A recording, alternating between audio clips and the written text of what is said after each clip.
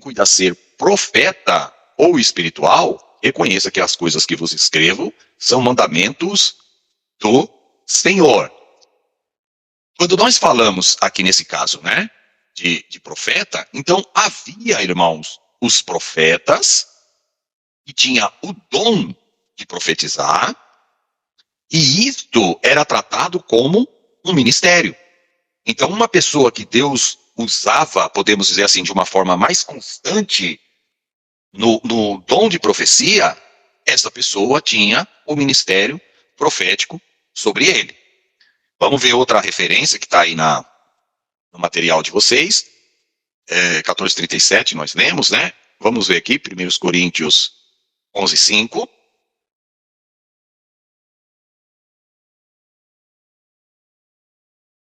Coríntios 11:5.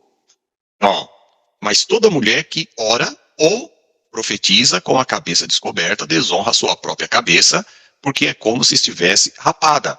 Então, o que nós percebemos pela Bíblia? Que havia pessoas que eram usadas por Deus de forma mais constante com esse dom de profecia. Então, estes eram os profetas do Novo Testamento, que profetizava agora, não mais acerca da vinda do Messias, mas eles profetizavam do que o Messias tinha feito, podemos colocar assim, e era a própria fundação da igreja, e eles profetizavam acerca do cuidado da igreja, dando agora alerta para a igreja.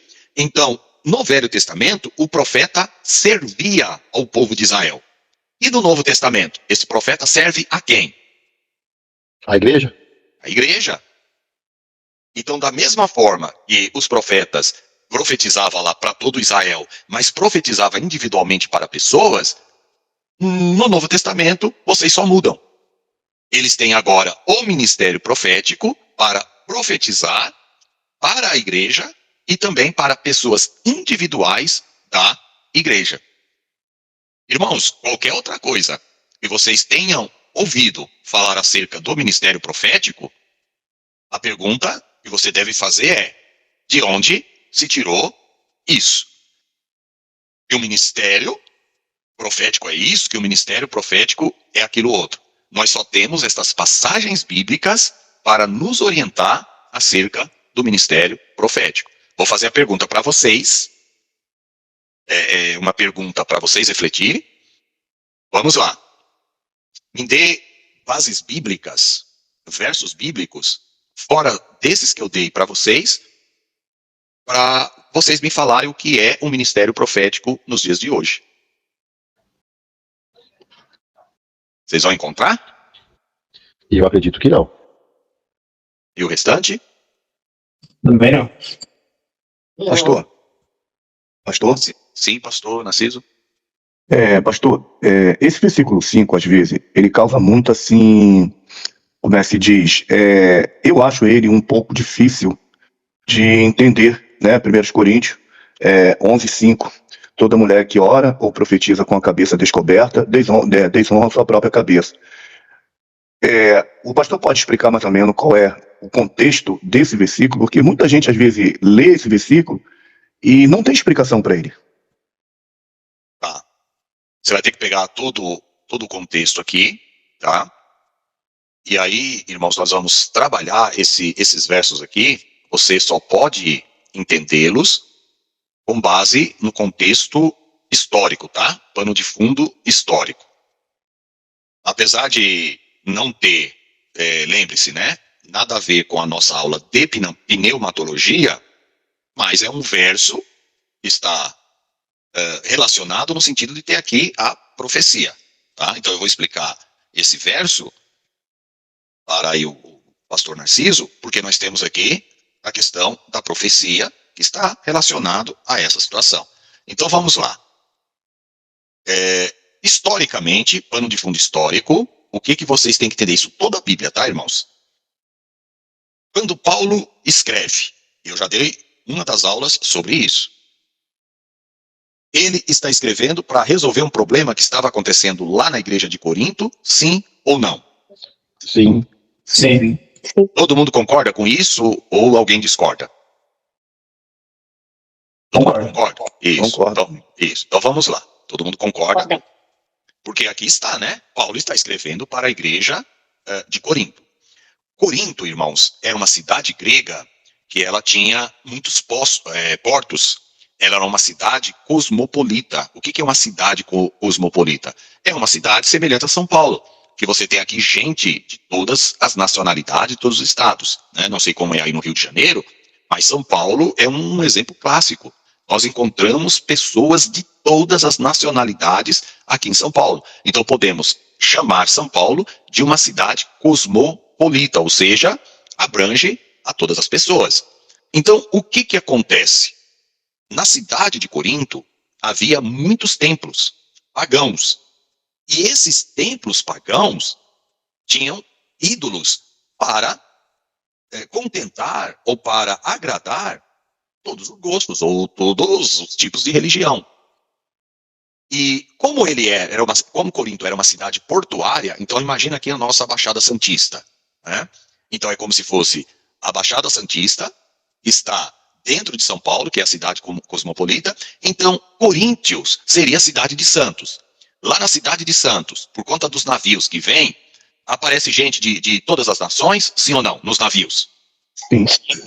Sim, de todas as nações. Então Corinto era uma cidade nesse estilo. Então, para agradar a todos os gostos, o que a cidade fez? Os líderes, eles construíram vários templos pagãos. E esses templos pagãos tinham as chamadas prostitutas cultuais. E essas prostitutas cultuais, o termo prostitutas cultuais são aquelas que ficavam nos templos e atendiam essas pessoas que vinham adorar nesses templos. Então, entenda que a prostituição, não no sentido desta prostituição moderna, era uma prostituição religiosa. Eles tinham essas mulheres como mensageiras dos deuses. Então, eles iam para esses templos e tinham relações sexuais com essas prostitutas cultuais e também os prostitutos cultuais. E era comum, era uma das características dessas mulheres rasparem a cabeça.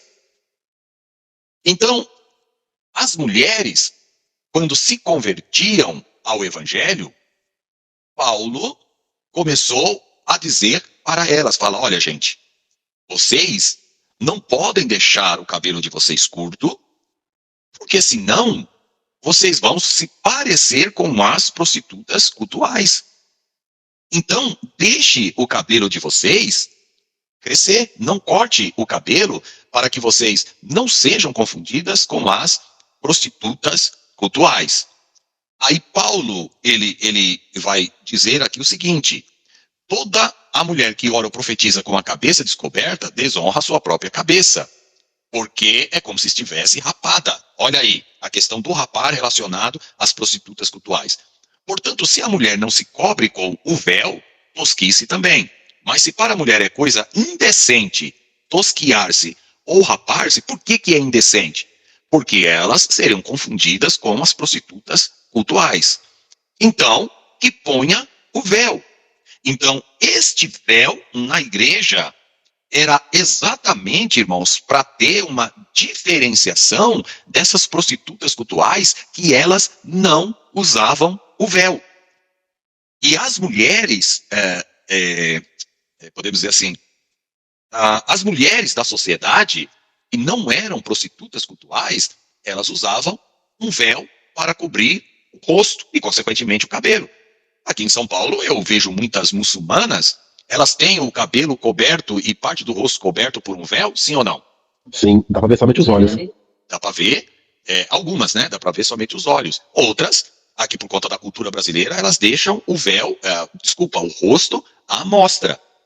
Mas elas se cobrem com o véu, você não vê o cabelo delas. Vamos pegar aqui uma imagem, mas eu gosto de trabalhar muito com imagem, para facilitar a visualização Vou colocar aqui, mulheres, véu, Brasil, vamos colocar aqui especificadamente o Brasil, para a gente poder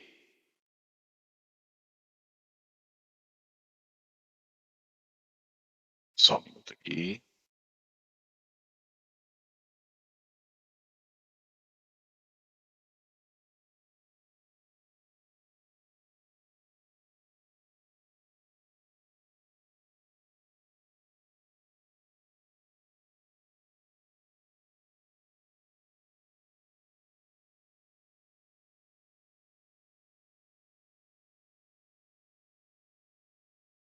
Bom, vocês estão vendo aí na tela, certo?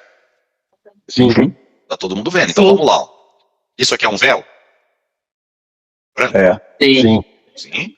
Então vamos lá. Isso aqui é um véu? sim. Sim. Vocês estão vendo Sim. o rosto. Aqui o que o Felipe falou. Aqui já é em locais onde a cultura é mais extremada, né? Que o Felipe falou que vê os olhos. Tá? Mas geralmente aqui no Brasil, e a depender do país muçulmano, você vê isso aqui, ó. O rosto coberto, mas o véu tampando o cabelo. Por quê? Na cultura muçulmana, elas não podem mostrar os cabelos. Isso é a cultura do Oriente. E Paulo está falando, irmãos, aqui, para esse pensamento cultural da época. Então, as mulheres éticas, as mulheres da sociedade, lá em Corinto, elas se vestiram desta forma. Tudo bem aí? Ó, olha aqui as diferenças, né, ó, tá? Da questão do véu, aqui, ó, vários tipos de véus, ó. Aí você tem até a burca, né, que é aquele véu que tem até uma telinha. Todo mundo aí conhece a burca, já que vocês viram aí as imagens, então vamos colocar aqui. Aqui são nos locais mais extremados, que nem o rosto direito dá para ver. Tá? Ó, aqui, ó. Tá vendo aqui, ó? Essa imagem? Você não vê nem o rosto dela direito. Por quê? Na cultura oriental, é vergonhoso para uma mulher mostrar o seu rosto na rua. Ela só tem que mostrar o rosto pro seu marido. Porque, e por que isso? Na cultura deles, se uma mulher for bonita, vai chamar a atenção dos homens. Logo, vai atrair os homens para o pecado. Então, essa é a cultura. Olha aqui, ó. A burca, né? Um pouco mais fechada. Aqui é só uma telinha, ó. Tá? Aí tem mais extremados e tem a cultura onde elas ficam, como eu mostrei no vídeo anterior, com o rosto descoberto. Então, esta era a situação lá na cidade de Corinto. Hein, pastor? Sim. Paulo escreveu isso aí para as mulheres colocar o véu, mas as mulheres que fossem cristãs. As prostitutas, Isso. elas profetizavam com a cabeça descoberta. Aliás, profetizavam não, ia para, para os templos com a cabeça descoberta. Isso, mas os templos pagãos. Pagão, entendo. Andava na rua sem o véu, porque elas eram prostitutas. Então, Paulo, ele está aqui orientando a igreja a andar segundo o padrão da sociedade da época. Porque as mulheres, por conta da liberdade cristã, elas começaram a achar que já não podia mais, já não precisava mais andar com o véu, que de certa forma poderia lá cortar o cabelo. É como se elas falassem, poxa, o cristianismo nos libertou desta prisão social. Só que, mesmo tendo a questão, irmãos, de que o evangelho nos liberta, isso não significa que nós não temos alguns padrões sociais para seguir. Então, o evangelho nos liberta, vamos pegar um exemplo clássico aqui. O evangelho nos liberta ao ponto de nós não vivermos mais sobre o jugo da roupa, tá? Só um minutinho aí. Da roupa, certo?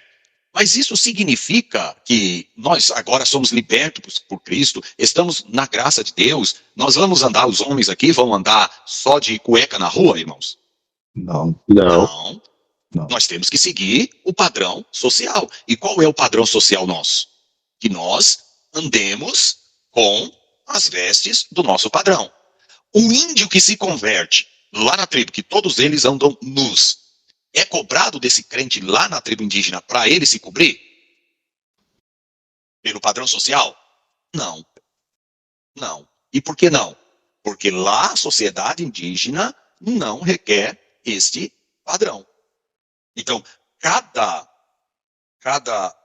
país vai ter um padrão. Então vamos pegar aqui uma mulher muçulmana dessa. Exatamente esse é o caso. Vamos pegar uma mulher muçulmana dessa que se converte ao evangelho. Ela vai poder tirar esse véu na rua do país que ela mora? Ela se converteu, ela não é mais muçulmana. Ela vai poder tirar?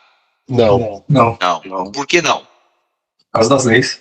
Tem que ser a cultura deles. Exatamente. Porque é a cultura, por conta das leis deles. Então, o que Paulo está disciplinando aqui é esta questão. Paulo está dizendo o seguinte, fala, olha, o evangelho nos trouxe a liberdade. Mas, no entanto, não significa que vocês agora estão livres para fazer o que vocês quiserem. Então, quem anda desta forma aí que as mulheres andam, são quem? São as prostitutas cultuais, que têm o cabelo curto, outras raspam o cabelo, então vocês não podem, porque no nosso padrão aqui, nós, as mulheres, né, andam com o cabelo mais longo e andam também com o véu. Agora, onde está o problema, irmãos, da interpretação deste verso?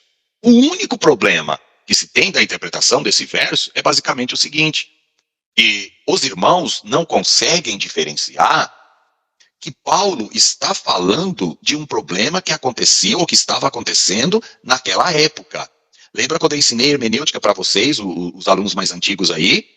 Que nós temos mandamentos universais e mandamentos locais? Lembram disso? Sim, eu lembro. Lembra, né, Felipe? Felipe, Pedro. Esse aqui, lembra, né, irmãos? Isso aqui é um mandamento local, irmãos. Ficou para aquela época. Este mandamento, essa correção que Paulo está fazendo aqui, era para corrigir o problema que estava acontecendo naquela sociedade. E era a sociedade dos coríntios. Que não tem nada a ver conosco. O que tem a ver conosco aí, que é interessante. Pastor, mas a Bíblia, ela não é para todas as épocas? O princípio espiritual é para todas as épocas. Então, qual é o princípio espiritual que nós devemos tirar? Esse texto, nós não podemos aplicar ele de forma literal. Não tem como nós aplicarmos esse texto de forma literal. E por que não dá para nós aplicarmos esse texto de forma literal? Porque, irmãos, nós precisamos então conhecer qual era o tipo de véu que essas mulheres usavam. Porque nós vamos ter que seguir o mesmo padrão. Então, o princípio espiritual que está aqui, eu acabei de falar para vocês. Que as mulheres, porque nós estamos falando do véu, estamos falando da situação aqui, do comportar-se das mulheres. Qual é o princípio que nós devemos extrair daqui? O princípio de que nós temos que nos adequar ao padrão social. O exemplo que eu dei aqui, nós não podemos sair de cueca no meio da rua. Tudo bem? Tudo bem. Sim, pastor. Sim? Todo mundo entendeu até aqui? Então, continua só a ideia. Paulo está falando, mas se você não quer usar o véu, então, Paulo está falando, já que vocês não querem usar o véu para se diferenciar das haiterai, que eram as prostitutas cultuais, corta logo o cabelo. O tosquiar aqui, ele fala, rapa logo o cabelo. É isso que Paulo está falando aqui, ó. Tá? Agora, o varão não deve cobrir a cabeça, porque é a imagem e glória de Deus, mas a mulher é a glória do varão. Então, ele está estabelecendo um padrão aqui de comportamento social para aquele período. Olha o que ele diz aqui no final, ó. Julgar entre vós mesmos. Vós mesmos quem, irmãos? Quem que é esse julgar entre vós mesmos aqui? Os coríntios. Isso. Corinto. Os coríntios, da igreja de Corinto. Julguem aí entre vós mesmos, ou igreja de Corinto. É decente que a mulher ora a Deus descoberta? Ele está falando aqui que era padrão naquele período as irmãs se comportarem na igreja diferente das prostitutas cultuais. Então ele fala, gente, é indecente para a mulher profetizar ou até mesmo aqui orar com a cabeça descoberta, porque é uma indecência. É a mesma coisa, irmãos, que eu dissesse aqui hoje, tá? Irmãos, é decente que um irmão ore a Deus de cueca na igreja? que vocês responderiam? Não. Não. Alguém aceitaria, dentro da igreja, o irmão profetizar lá dentro de cueca, todo mundo, né? O padrão lá, as irmãs com as suas roupas. Eu estou falando da nossa sociedade aqui no Brasil, São Bernardo do Campo. E, claro, aí no Rio de Janeiro. O irmão orar de cueca. Ou profetizar de cueca. Isso seria desonroso ou não para a igreja? Com certeza. Seria. Então tá aqui, ó. Ou não vos ensina a mesma natureza, que é desonra para o varão ter cabelo crescido. Então, naquela sociedade, era honroso para a mulher se diferenciar das prostitutas cultuais que tinham o cabelo ora baixo demais, ora rapado, e era desonroso para o homem ter o cabelo crescido. Em que sociedade Paulo está falando? Na sociedade de Corinto. Era desonroso para um judeu ter o cabelo longo? Judeu. Não estou falando judeu crente, judeu. Não. Na Bíblia nós não vemos, por exemplo, Absalão, eles achavam até bonito, né? A questão do cabelo dele não era desonroso lá naquela cultura, na cultura judaica. Agora, na cultura dos coríntios, era desonroso para um homem ter o cabelo crescido. Agora, para a mulher era uma honra ter o cabelo crescido, porque todo mundo batia o olho nela e todo mundo falava, essa mulher é uma mulher decente, não é uma prostituta cultual. Aqui vai falar, mas se alguém quiser ser contencioso, se alguém quiser arrumar confusão, se alguém de vocês aí quiser continuar com essa prática, nós não temos tal costume. Nós seguimos o padrão social, nem as igrejas de Deus. Então, todos nós nos adequamos a um padrão estabelecido pela sociedade acerca da ética e da moral. Então, nós seguimos esse padrão. Se você for em algumas regiões do país, se você for para alguns países, você vai perceber que é a questão dos homens usarem, a gente poderia dizer, uma espécie de uma saia. Então, olha como é interessante. Já que nós estamos falando aqui de costume, né? Vamos já trabalhar essa questão. Os judeus, Rose, eu não estou ouvindo a senhora aí. Ela está na matéria? Não está aparecendo na Bíblia, pastor, falando. Não está aparecendo na Bíblia? Mas Não, desapareceu de uma hora para outra?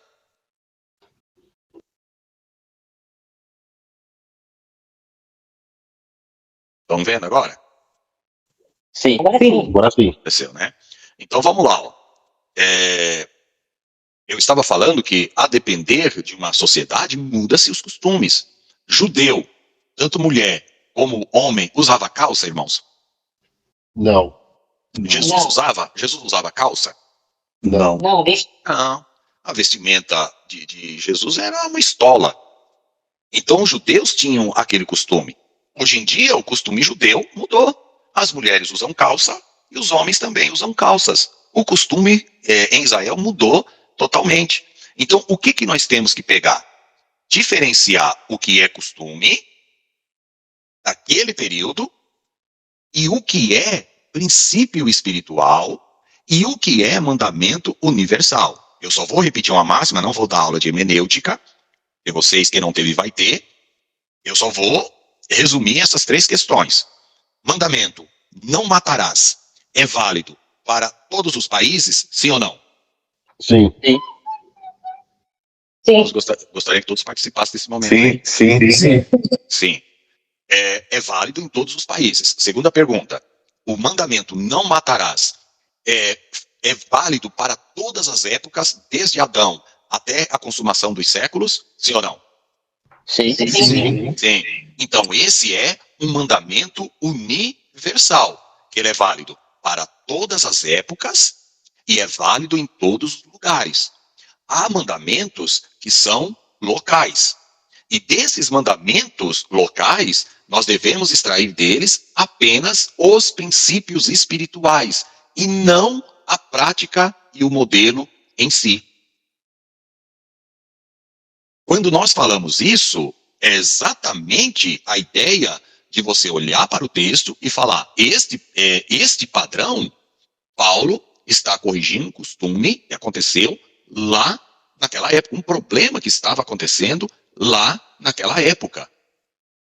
O princípio espiritual é válido em todas as eras, mas o costume em si, não, só era aplicado a esse período. Conseguiram entender, pastor Narciso? Consegui sim, pastor. É difícil, mas consegui. Isso. Não, mas se for explicar, o senhor consegue Consigo. explicar esse verso, né? Alguém teve dúvida, irmãos, aí sobre essa questão? Não. Né? Então vamos. Eu não gosto muito de usar Google para isso aqui, tá? Eu uso material acadêmico. Mas vamos fazer uma. Só um minutinho aqui.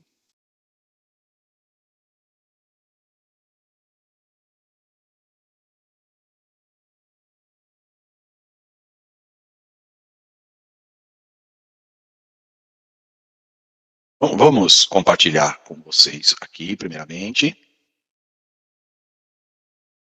para vocês verem, irmãos, que a Bíblia, a gente precisa interpretá-la e muitas das vezes nós precisamos de auxílio de outras disciplinas para nós entendermos. Então eu coloquei aqui uma pesquisa rápida no Google, e eu só estou colocando aqui no Google porque eu tenho certeza que eu já fiz consulta em bibliografia acadêmica. Então qualquer coisa que tiver aqui fora, eu vou falar, ó, irmãos, em livros de costumes, né, práticas e costumes antigas, na academia se fala isso. A gente não pode confiar cegamente no Google, porque qualquer um pode chegar aí e falar, a não sei que pelo menos a fonte, ela tenha, né? Pelo menos a matéria tenha a fonte. Então, vou aqui, ó, pegar quem eram as prostitutas sagradas dos deuses, tá? Para vocês terem uma ideia disso que eu estou falando aí, ó. O termo hieródulo vem do grego antigo e significa escravo do templo. Com tradição iniciada na Ásia Menor, os hiédulos se dividiam em duas classes: escravos que dedicavam sua vida à manutenção do templo e jovens que se ofereciam voluntariamente para exercer o que aqui, irmãos? Dá para ler aí? Prostituição sagrada. Prostituição sagrada. Prostituição sagrada, o que eu falei para vocês, prostitutos e prostitutas cultuais. Na Babilônia Antiga, muitas mulheres entregavam sua virgindade em homenagem a Deus Estar, padroeira da fertilidade. Então, dá uma olhada, porque eu disse para vocês que a prostituição cultual não é semelhante à prostituição dos dias de hoje. Essa prostituição cultual, ela estava mesclada com religião. Então vocês veem aqui que as mulheres entregavam sua virgindade em homenagem a uma divindade. No caso aqui, a Estar, que era a padroeira da fertilidade. Dessa forma, antes de se dedicarem ao casamento, realizava o trabalho devocional de prostitutas. Esse ritual unia conceito diferente de fertilidade, se baseava na crença de que a sexualidade humana estava diretamente relacionada à sexualidade da terra. Mas o que nos interessa é na Grécia Antiga. Corinto era uma cidade grega. Na Grécia Antiga, a prostituição sagrada também era praticada nos templos dedicados a Afrodite. Olha aqui, irmãos. Na cidade de Corinto, chegaram a ter mais de 1000 prostitutas e hieródulas trabalhando para a deusa Afrodite. Olha aqui, ó. Os visitantes do recinto mantinham relações sexuais com elas e depois